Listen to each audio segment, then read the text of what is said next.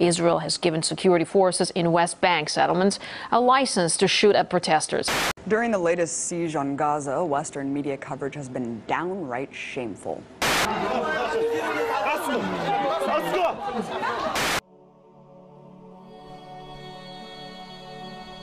The news I'm gonna provide is gonna make you cover your ears and your eyes. Please be advised, viewers, discretion is advised. It's the millionth time I feel horrible inside, too emotional to describe. 300 Palestinian children just died. Somebody stop this genocide.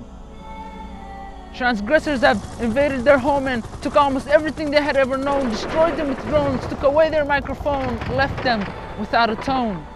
Just imagine 5-year-old Palestinian boys sitting outside with their toys when missiles put an end to their joy. You can hear the community's sighs. Why didn't they consider their size? For God's sakes, they were only 5, a diamond in their parents' eyes. That's another mom thrown in a moment of grief, and another child who can no longer become a sheikh or an advocate for peace. A child who can no longer dream or can no longer know what it feels like to read because someone decided it was his time to leave. Where's the love that was exercised in the Torah and the Bible, endorsed by Jesus and his disciples? I guess they've just become books bought and recycled. I can't even begin to describe how the rest of the children feel inside. Memories of the little 5-year-old martyrs they left behind still roaming in their minds as they wait for another rocket to arrive. They're not even thinking about what Papa will provide. They're thinking, will Papa die or survive? And at such a young age, this is what's going through their minds. And even if they survive, they live with so much hurt inside as the lives of their families are claimed by strangers from the outside. This is the emotions of kids that stir with every day that goes by, the feelings of children whom the world has cast aside.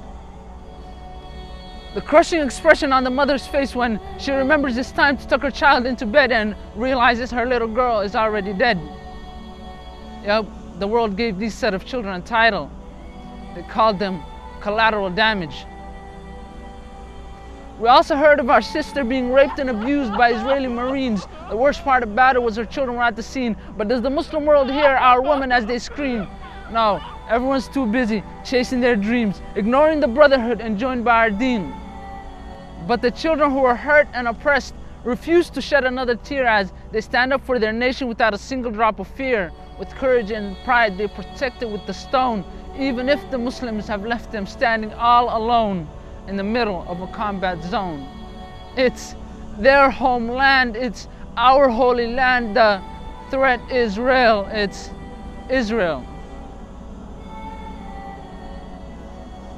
I know that's hard to digest, but wait till you hear what's next. The other day I got a text that'll make a person have brain defects, news that comes with side effects. Let me get this off my chest.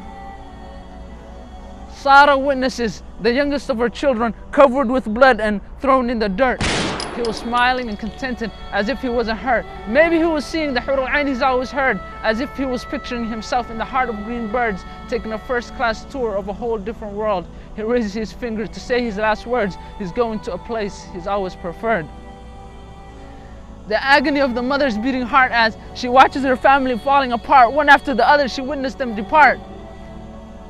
They don't have money for food, much less a funeral, and yet they're always attending a dead child's burial.